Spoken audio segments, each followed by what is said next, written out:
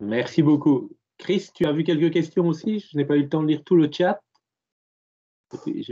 Pendant que tu en poses une ou l'autre, je vais aller en repérer d'autres. Oui, mais peut-être qu'on prend celle de Renate Hansens. Donc, qui dit le gouvernement ne suit pas trop les avis du Conseil supérieur de finances. Est-ce que ceci n'est pas normal si à peu près tout le monde considère que les règles européennes sont beaucoup trop strictes? Sans doute, c'est une bonne politique budgétaire de ne pas suivre les avis basés sur des règles qui sont basées sur un certain willekeur, qui sont arbitraires, et pas adaptées aux circonstances économiques actuelles.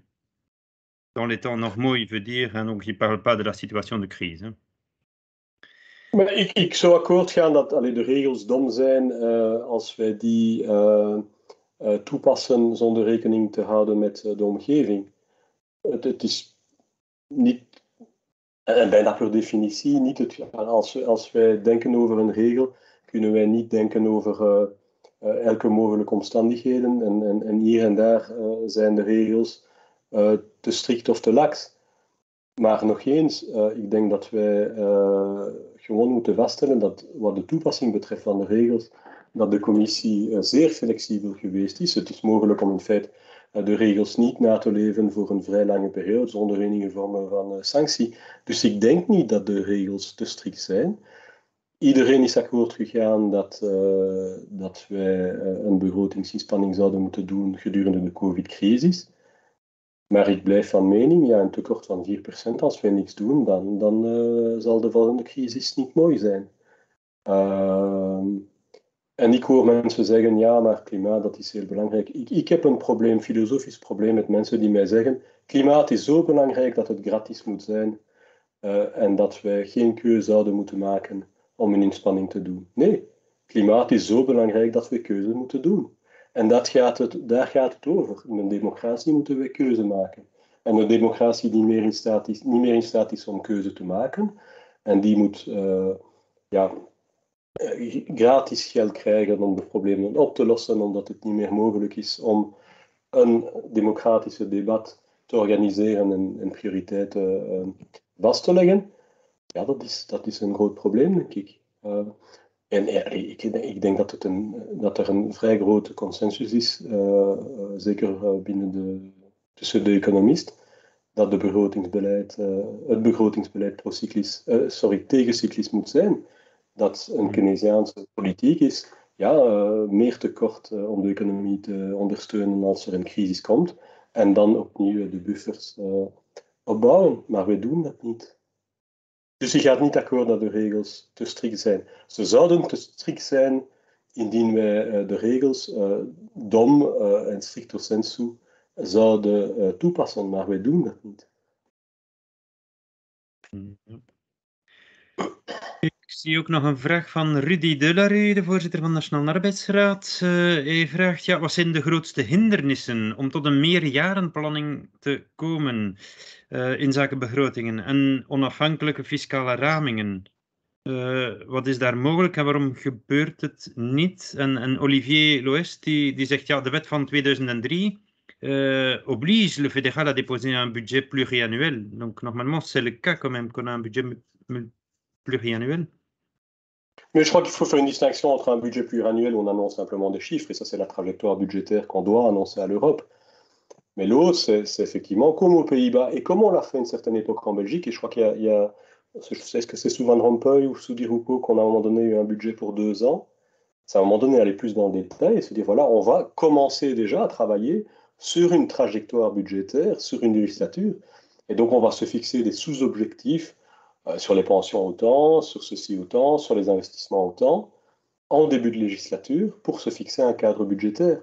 Et idéalement, on va d'ailleurs se créer un petit peu de buffer pour pouvoir faire face à un choc, sachant qu'effectivement, si c'est un choc qui est structurel et plus important, la flexibilité des règles jouera, le fait qu'on parle de soldes structurels et non pas de soldes nominaux, et ça doit rester le cas.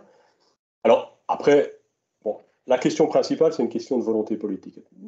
Er moest eerst een wil zijn op politiek niveau om dat te doen. Dan technisch is het niet zo gemakkelijk. Hè. Wij zijn daarmee bezig bij de Nationale Bank. Het is de eerste keer dat wij een 5 jaar begrotingsplan bepaald hebben. Vorig jaar. En we hebben dit kunnen gebruiken om onze begroting van dit jaar voor te bereiden. Het is niet zo gemakkelijk. Hè.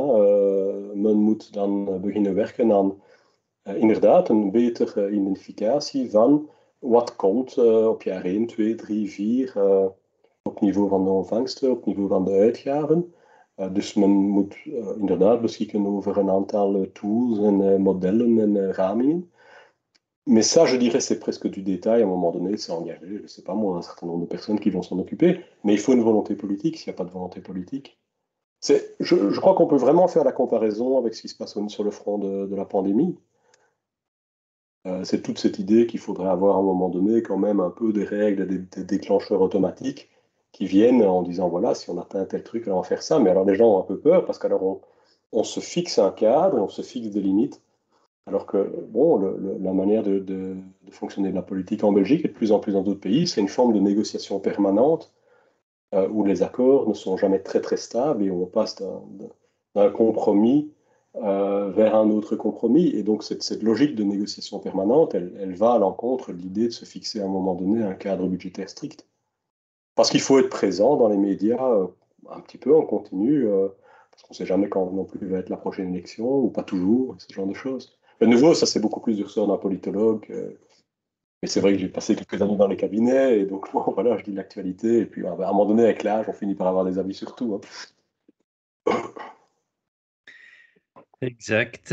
Alors, il y a Karin Smulders qui pose encore la question. Het feit dat er uitgaven buiten begroting gelaten worden, heeft toch in grote mate te maken met de manier waarop uitgaven volgens de ESR-regels moeten in de begroting opgenomen worden. Zij vraagt dan ook, moeten die regels van het ESR niet aangepast worden? En ligt dit voor bij de besprekingen over de wijzigingen aan het Fiscal Compact? Maar de ESR-regels, het is een enorm groot instrumentarium die men heeft opgebouwd langs, in zoveel tijd. Denk ik dat de regels goed zijn. Hè? Dat, het laat toe om een gemeenschappelijke taal te spreken op Europees niveau. En als dat niet het geval is, kijk naar Griekenland. Hè. Griekenland heeft een beetje gespeeld met de cijfers voor de financiële crisis, met dramatische consequenties. Dus ik denk dat het van een enorm groot belang blijft dat wij een gemeenschappelijke taal hebben. Waar ik een zeker sympathie heb voor de discussie is voor wat de overheidsinvestering betreft. Het feit dat wij die op jaar van investeringen nemen om het eenvoudig te maken en niet de afschrijvingen. Maar het is heel moeilijk om regels vast te leggen die zouden gebaseerd zijn op afschrijvingen, zonder een soort van premie te geven aan een regering die enorm veel investeringen zouden willen maken op het eind van een legislatuur, ten koste van de volgende. Dus er is echt een probleem van time consistency, om ervoor te zorgen dat er een zekere discipline is op dat vlak. Bon, ja, het is misschien mogelijk om een soort van middenoplossing te vinden tussen een beetje meer nemen op jaar 1 dan gewoon afschrijvingen, maar toch een zeker naar afschrijvingen. Maar het is alleen van belang als er een grote aanpassing is in niveau van de investeringen. Als het niveau van overheidsinvesteringen relatief stabiel blijft, in feite is dat min of meer gelijk. Maar als er sprake is van een forse toename van de overheidsinvesteringen, een zekere afvlakking van de toename door voor een deel de afschrijvingen in rekening te nemen, ja, als het gaat over klimaat enzovoort, is misschien een debat die we moeten aangaan, maar meestal denk ik dat de regels een rol spelen en dat nog eens van enorm groot belang blijft om een gemeenschappelijke definitie te hebben van wat een tekort is. À propos de cette règle d'investissement, Pierre, est-ce qu'on ne pourrait pas imaginer qu'en intra-belge, on essaye de faire une règle où on n'essaye pas d'avoir une ligne par entité, mais en permettant plus de flexibilité entre les entités, de regarder ça de manière macro après au niveau belge. J'ai l'impression que tout le monde se contraint ou utilise la règle pour dire qu'on ne peut plus investir. Est-ce qu'on ne pourrait pas, entre guillemets, sortir les investissements en intra-belge pour en faire une règle uniquement nationale? Mais donc le problème, c'est notamment pour les plus petites entités où parfois qu'un investissement va complètement... Oui. Bon, la réalité, c'est qu'en général, alors ce qu'on fait, c'est qu'on dit, ben voilà, moi j'ai cet investissement-là et je dépasse. C'est pas élégant. Moi, je pense que s'il y avait une volonté au niveau politique, une capacité de discuter de ça, il y aurait probablement moyen de trouver des compromis et probablement qu'on pourrait dire, voilà, les investissements, on va les regarder sur un certain nombre d'années. Bon, je crois qu'aussi, de nouveau, on revient à la flexibilité de la Commission. Si la raison pour laquelle on dépasse un objectif budgétaire, c'est qu'on a investi 0,3% du PIB en moins une année et qu'on peut montrer que l'année d'après, ce sera 0,3% dans l'autre sens, en général, la Commission ne dit rien. Donc, ces débats sont des vrais débats si on a envie de les avoir, mais en pratique, c'est vraiment le genre de choses que la Commission ne regarde pas trop. Souvenez-vous que sur les règles donc pour converger vers le MTO, il y a les fameux, je ne sais même plus si c'est sous le préventif ou le correctif, les fameux, je crois que c'est sur le préventif, les fameux 0,5% minimum, et puis si on ne respecte pas le critère de la dette, on dit 0,6% en Belgique. Mais en fait, il y a une tolérance de 0,25% par an. Avec ça, on peut faire beaucoup de choses. Hein. Donc, je pense qu'il y a une sorte de culture, parce qu'il y a des choix qui sont difficiles dans le cadre du budget, omdat het soms moeilijk is om inderdaad prioriteiten vast te leggen op Belgische niveau. Dan komt men met het verhaal, maar we hebben een probleem omdat de regels te strikt zijn. Eerlijk gezegd, in de praktijk, wij zien dat de naleving van de regels in België is niet goed. En dat het in België dat wij zoveel belang zouden geven aan het idee dat de regels te strikt zijn, is bijna een beetje belachelijk. Hè? Omdat in de praktijk, België is een teken, het een preuve, dat de regels in feite zeer flexibel zijn. En ik denk te flexibel, in de zin dat onze begrotingsbeleid te procyclisch is geweest in het verleden. En dat wij... dat onze buffers te laag zijn om shock, welke shock dan ook te mogen opvangen. Mm-hmm. Wat betreft de regel rond de schuldafbouw, zal die ook blijven bestaan gezien de snelle aangroei van de publieke schuld in de verschillende lidstaten sinds de COVID-crisis? Dus ik heb een duidelijk sympathie met diegenen die zeggen dat de 60% dat die verouderd zijn. De 3% niet, ik denk de 3% blijft van toepassing. Een beetje toevallig, maar om de schuld te stabiliseren met de huidig niveau van rentelast en groei blijft de 3% een goede referentie. De groei is lager dan in het verleden, maar de rentes zijn ook lager, dus maar het blijft denk ik een relevante referentie. Het probleem is dat het verdrag moet aangepast worden om de 60% aan te passen. Ik denk niet dat er een meerderheid zal zijn. En dus het zal, denk ik, meestal een verhaal zijn rond de toepassing van de regels. En ik verwacht meer flexibiliteit wat de schuldregel betreft. Het idee dat we de 20 jaar tijd om terug naar 60% te gaan. Dat zou inderdaad, dat is denk ik vandaag een domme regel geworden. Maar nog eens, het is niet dat wij de regel jaar op jaar naleven. En dat is ook geen enorm goed probleem als we kunnen aantonen dat onze tekort naar beneden gaat. En dat onze schuld eerst zich stabiliseert en dan begint te dalen. En ik denk dat we kunnen leven met een schuld rond de 100% van het bbp met lagere renteomgeving. Mijn probleem is dat als de schuld jaar op jaar stijgt, ja, op korte termijn is dat geen probleem, maar als de volgende recessie komt, dan is het heel slecht.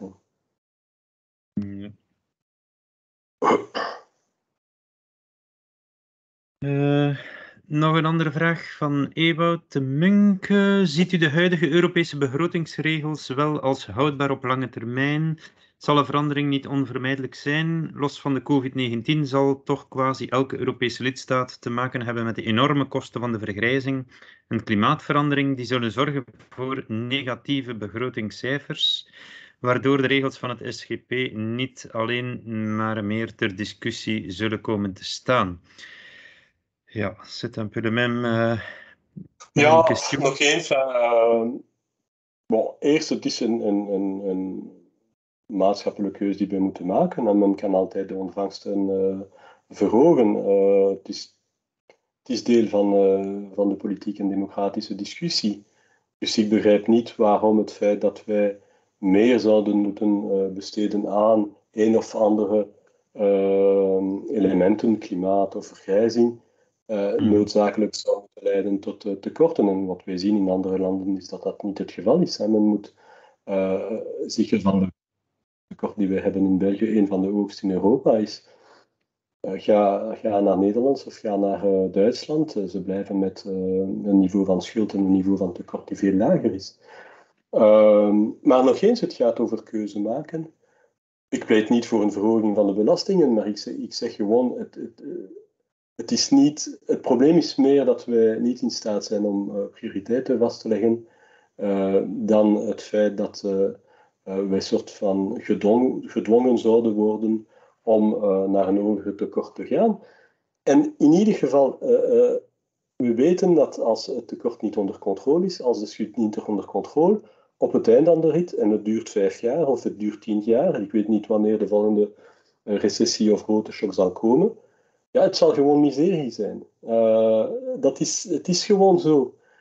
Men kan beweren dat dat niet waar is, dat we proberen te leven in een andere type van wereld. Maar op het eind van de rit, als we onze tekort en schuld niet onder controle hebben, maken wij een afspraak met wat er gebeurd is in Griekenland en in Spanje en Portugal gedurende de vorige crisis. En dat is gewoon zo.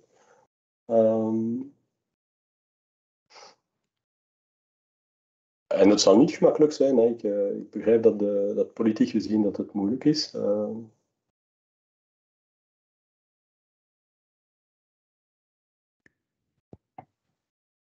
Ja. Je fais la suivante, Chris. Oui. Pierre, tu es toujours là? Ah oui, parce que tu étais figé, moi. Je suis toujours là. Je regarde quand même quand est mon prochain rendez-vous, mais je ne sais plus jusqu'à quelle heure on a fait. À mon avis, tu as déjà partiellement répondu. Évidemment, c'est vu que la situation tant d'endettement que de déficit des différents États européens, est-ce que les règles budgétaires, évidemment, ne sont pas en état de mort cérébrale? Est-ce que ça ne va pas être extrêmement compliqué de les remettre en œuvre sans un risque d'ajustement budgétaire trop important? D'abord, je crois qu'il faut arrêter de penser que la Belgique est une référence en la matière et que l'Europe est comparable à la Belgique. Si vous regardez le déficit au niveau européen, vous avez toute une série de pays et certainement une grande moitié des pays européens qui n'ont pas de problème budgétaire, qui reviennent à des déficits qui sont proches de 1%. Alors oui, il y a une série de pays en Europe qui ont un gros problème budgétaire. La Belgique, l'Italie, la France, mais ce ne sont pas tous les pays au niveau européen. Et oui, ça va être très compliqué. Parce que ça va provoquer des tensions, parce qu'on voit bien qu'il y a une série de pays qui considèrent que grosso modo, on doit rester à des règles et à une pratique de gouvernance budgétaire raisonnable. Et d'autres qui ont l'air de considérer aujourd'hui que sky is the limit, qu'il n'y a pas de contraintes et qu'on n'a juste pas envie de vivre dans un monde où il y a des contraintes. Moi, j'aime bien les mondes virtuels, je joue aux jeux de rôle avec mes amis, donc ça peut être très intéressant et agréable à un moment donné de se projeter dans d'autres mondes, mais je crois que sans que ce ne soit des règles aussi prévisibles que celles de la physique, à un moment donné, ne pas faire attention à la situation budgétaire, c'est prendre rendez-vous avec beaucoup de misère.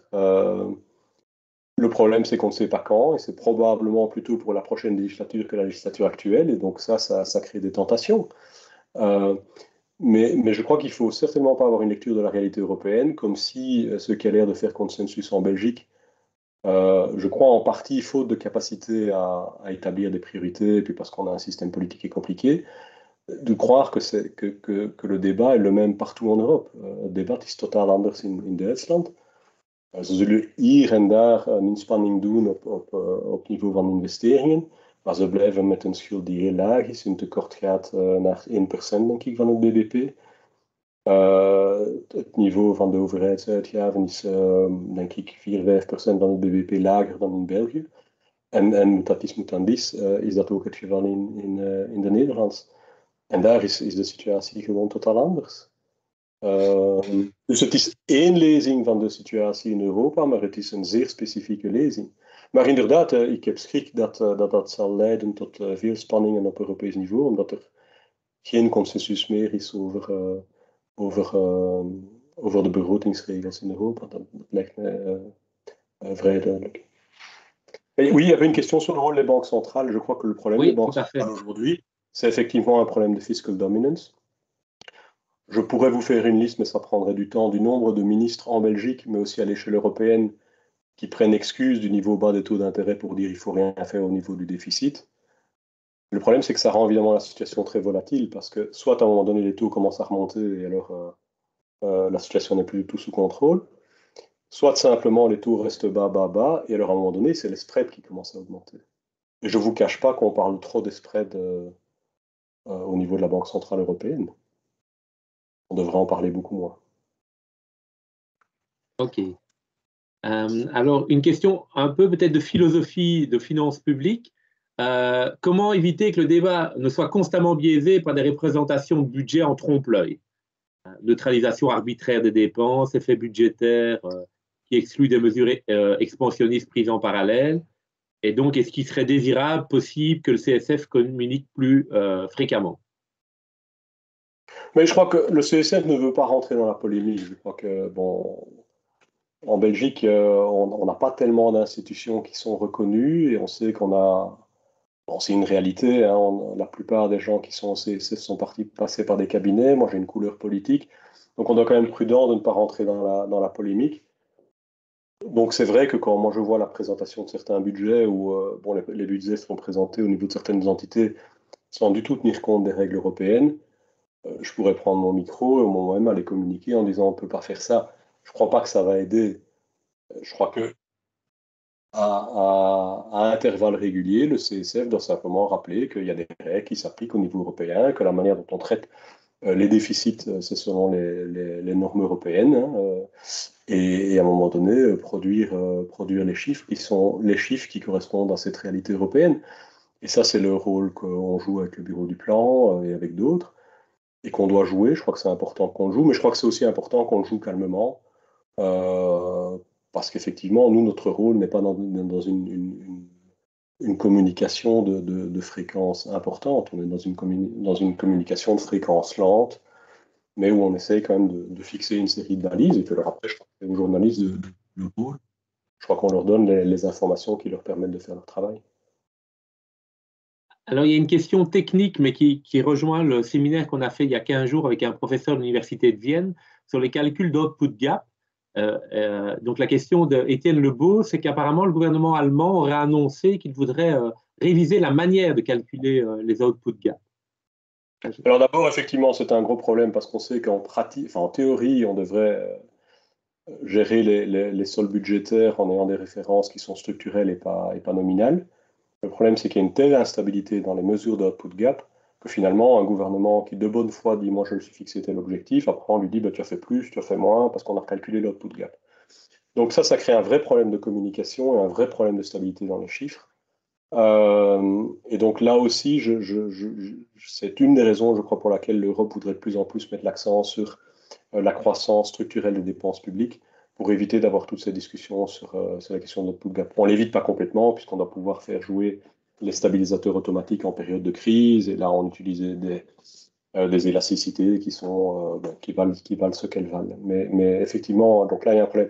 Alors, la situation allemande, c'est très différent, parce que les Allemands, en fait, ils sont contraints non pas par les règles européennes, mais par leurs règles constitutionnelles en matière de limite de dette, et donc de déficit par extension.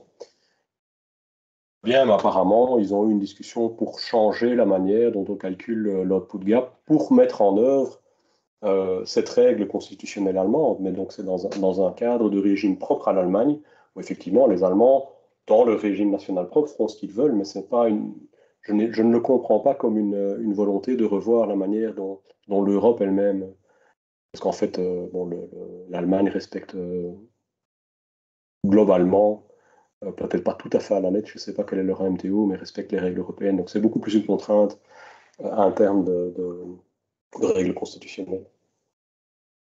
Alors, de nouveau, plus technique, Michel Sindrin, que tu connais bien, je suppose, Absolument. te demande si ça ne serait pas mieux de passer à des trajectoires en termes de croissance maximale de dépenses plutôt qu'en termes de trajectoire de déficit, en tenant compte de la croissance potentielle des recettes.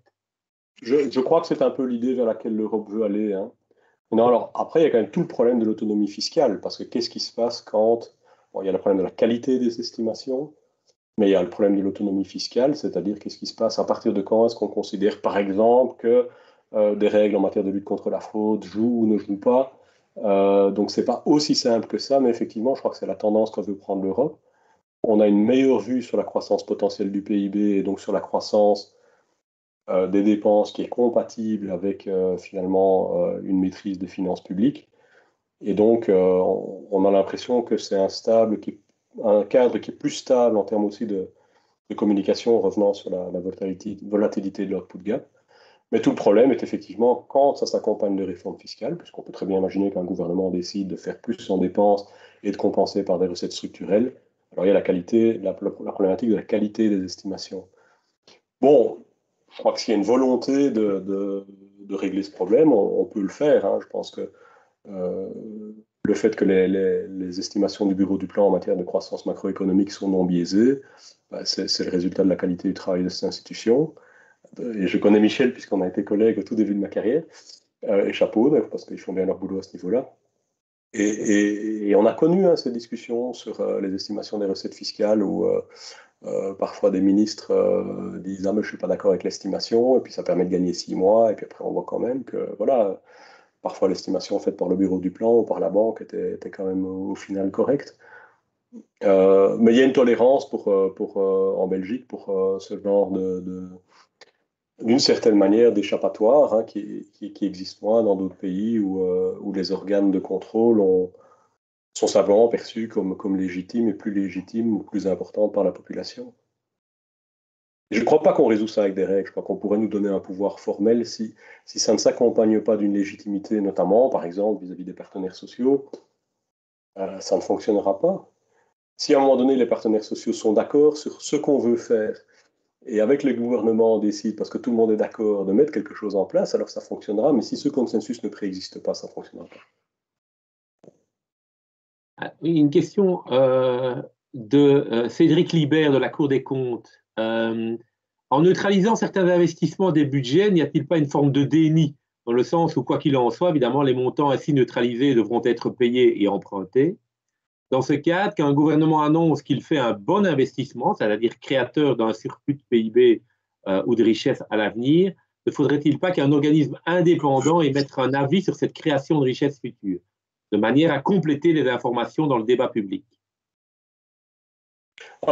Alors, est-ce qu'il y a une forme de déni? Il y a une forme de communication qui est assez optimiste. Le déni ne durera pas longtemps. Je veux dire, les chiffres sont ce qu'ils sont. L'Europe va venir. Les estimations de la Commission européenne sont là. Hein. Donc, selon les estimations de la Commission européenne, nous aurions en Belgique le déficit le plus élevé de l'Europe en 2022 ou en 2021, enfin une des 2 années. Donc, ces chiffres existent. Donc, je crois que les journalistes ont tout à fait les moyens de démonter ça. Ce qu'on constate quand même, c'est quand un gouvernement se permet d'avoir une communication sur le budget en disant bah, finalement, voilà le déficit, mais mon interprétation, c'est que c'est seulement autant, il y a beaucoup de copier-coller. Et ça, c'est un peu la réalité en Belgique, c'est que les médias n'ont plus beaucoup de moyens et que parfois, le travail qui est fait là derrière ne permet plus vraiment une approche critique. Je crois qu'il y a une différence entre dire, écoutez, voilà le déficit tel qu'il est, mais il y a une série d'éléments exceptionnels que je me permets de ne pas compter ou que je veux interpréter différemment parce que telle et telle raison, mais alors il faut de bonnes raisons. S'il y a quelque chose de purement temporaire, moi je n'ai pas de problème à ce qu'un gouvernement dise, écoutez, bon, il y a beaucoup d'entreprises qui font ça, hein. Elles donnent le résultat, elles disent, mais pour corriger pour toute une série d'éléments ponctuels, voilà ce que nous estimons être notre résultat récurrent, comparable dans le temps. Si c'est ça, ce n'est pas un problème. mais je crois que ces derniers temps, ça a été plus que ça. Il y a une tendance, pour l'instant, dans le discours politique, à dire si quelque chose est important, on doit pouvoir le faire sans que ça nous coûte. Et ça, c'est pas sain, parce que ça correspond juste pas à la réalité. Si c'est important, très bien, il faut trouver les moyens pour le faire, en déprioritisant d'autres choses ou en trouvant des moyens budgétaires pour réaliser ces priorités. Ça, c'est comme ça que je crois que le débat s'organise au mieux. Alors, pour en revenir à nos règles intra-belges, la question de Sébastien Tonnet, c'est de dire finalement que le poids des règles est laissé essentiellement au fédéral, qui est évidemment l'interlocuteur avec la Commission, et déresponsabiliserait évidemment les entités fédérées par rapport à la question de la soutenabilité. Parce que là, il n'y a pas un problème, entre guillemets, on pourrait peut-être le défendre en théorie. On pourrait peut-être le défendre en théorie, mais non, en pratique, une grosse partie du déficit reste au niveau fédéral. Les pouvoirs locaux, on voit que les choses sont sous contrôle. C'est quand même une partie non marginale de l'entité 2. Et on voit qu'au niveau de l'entité 2, avant la crise, la Flandre était plus ou moins à son objectif. Bruxelles l'a été et plus du tout. Donc je ne peux pas dire qu'il y a eu un biais systématique dans le sens que... Après, on peut discuter de savoir si, dans les lois de financement, on a laissé trop ou trop peu de marge de manœuvre. Il y a longtemps eu le discours que, voilà, pour donner suffisamment de moyens à la Wallonie et à la communauté française, on a surfinancé la Flandre et qu'en Flandre, il n'y a pas de contraintes budgétaires. Si vous parlez à des gens qui ont connu les cabinets, disons, de la période d'avant-crise financière, il y en a une série qui vont vous dire pour la Flandre, on avait de l'argent à dépenser et il fallait trouver une manière de dépenser, quoi. Donc voilà, il y a eu une littérature là-dessus. Maintenant, avec les nouveaux enjeux type climat et autres, les choses sont peut-être moins claires. C'est aussi le fédéral qui a le plus bénéficié de la baisse des charges d'intérêt, dans une proportion qui est très, très, très importante. Dus ja, in theorie misschien is een probleem op dat vlak, maar ik denk in de praktijk is dat voor mij geen echt groot probleem. Het is meer een probleem van meer specifieke entiteiten die lijken minder bereid te zijn om naar hun doelstelling te gaan. Et par rapport, tu as donné tout à l'heure l'exemple des Pays-Bas en termes d'organisation des finances publiques et de suivi. Les Pays-Bas, ils font comment avec leur province? Parce que il y a quand même un gros niveau de dépenses qui est décentralisé également. Est-ce qu'il y a une coordination comme en Belgique ou pas du tout? J'avoue ma complète ignorance de la question. Apparemment, ils s'en tirent, mais je ne sais pas comment ils font. Okay, je ne sais pas si c'est parce qu'il y a simplement des règles budgétaires très strictes au niveau provincial, comme plus ou moins en Belgique pour les communes et comme aux États-Unis pour les États, où il y a simplement une règle d'équilibre. Ça ne saurais pas le dire. Chris, tu veux encore une ou deux questions pour terminer?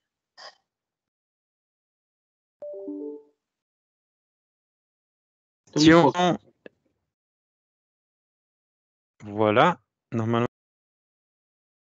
ça ne fonctionne pas. Et on t'entend. Oké, voilà. Joren heeft ook nog een vraag. Wat vindt u van het idee dat de budgetten van de lidstaten in de eurozone, dus zij met een surplus en zij met een deficit, niet los van elkaar mogen beoordeeld worden, gezien de effecten van een gemeenschappelijke munt en de 4 vrijheden? Moet een discussie over de budgettaire regels, met andere woorden, niet gekoppeld worden aan een discussie over een permanent herverdelingsmechanisme, zoals dit nu is uitgewerkt in de Green New Deal? Ik denk dat meestal een politieke discussie is. Gaan we naar een transfer union? Ik denk dat er geen politieke consensus is in dat verband. Maar wat duidelijk is dat indien wij een gemeenschappelijke munt hebben, moeten wij een zeker begrotingsdiscipline hebben voor alle entiteiten. Tenzij inderdaad dat er een mechanisme is van compensatie die min of meer automatisch is. Maar indien dat niet het geval is, dan zien wij dat leidt tot crisissen en tot zelfs zware crisissen als één land de regels niet naleeft voor goede of slechte redenen. Griekenland heeft inderdaad gespeeld met de cijfers. Ik denk in het geval van Spanje, ze waren in feite, ze hebben de regels nageleefd voor de crisis, maar dan hebben ze een vrij omvangrijke shock moeten opvangen. En ze zijn tot de vaststelling gekomen dat een deel van hun ontvangsten niet stabiel en niet recurrent was, omwille van de boom in bouwsector. Maar ik denk dat het een apart discussie is van fiscal federalism. Maar mijn opinie, het is niet zozeer een opinie, mijn persoonlijke opinie over of dat een goed of niet idee is. Ik denk gewoon de politieke realiteit van Europa is dat de politieke legitimiteit blijft meestal op nationaal niveau. En dat er geen meerderheid is in een aantal landen, maar die duidelijk spelen in dat verband, Duitsland, Nederland en andere, om naar een vorm van transfer union te gaan. En ik denk dat zelfs Scholz was vrij duidelijk, de regeringsakkoord in Duitsland is vrij duidelijk, dat ze blijven beschouwen Next Generation EU als een one-off en als geen recurrente herverdelingsmechanisme. Dus herverdeling is goed als iemand bereid is om om aan de giving side te zijn. Maar daarbovenop, ik wil jullie attent maken over het feit dat in landen waar er herverdeling is, Italië, Spanje, België, dat geen positief impact of weinig positief impact heeft op economische convergentie. En zelf in de mate dat er argumenten zijn om te zeggen dat als de transfer recurrent zijn, maar niet gericht aan economische convergentie, maar meer aan solidariteit, dat speelt tegen convergentie. On peut par exemple constater, we kunnen tot de vaststelling komen dat de kloof tussen Noord en Zuid in Italië, Spanje en België zeer stabiel is in de tijd, ondanks een niveau van herverdeling die vrij genereus is. In landen waar er meer flexibiliteit is, bijvoorbeeld op niveau van loonvorming, Italië, als een negatief voorbeeld, maar Duitsland als een positief voorbeeld, dan zien we dat een zekere solidariteit compatibel is met convergentie, maar dat is meer de uitzondering dan de regel. Ik denk dat we ons bijvoorbeeld de vraag moeten stellen, hoe komt dat er zoveel regio's zijn in Europa die armer waren dan Wallonië of Brussel 30 jaar geleden en die geconvergeerd hebben, of zelfs landen.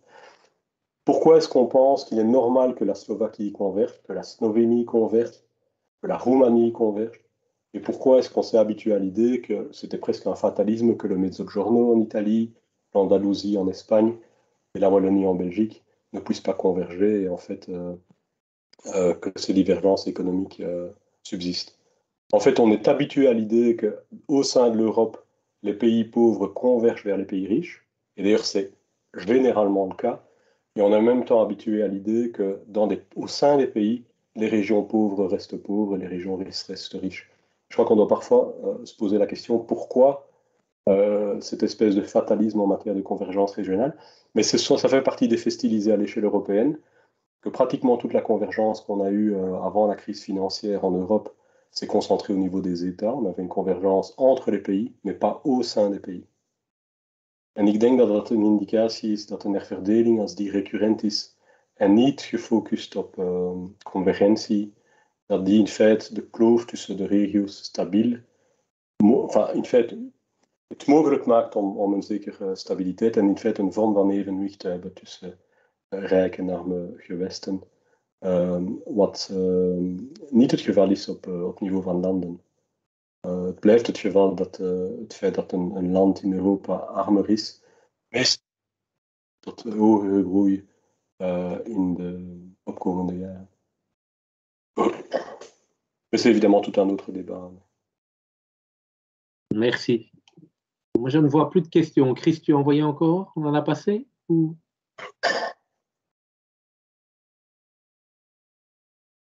Tout fait. Je pense qu'on a...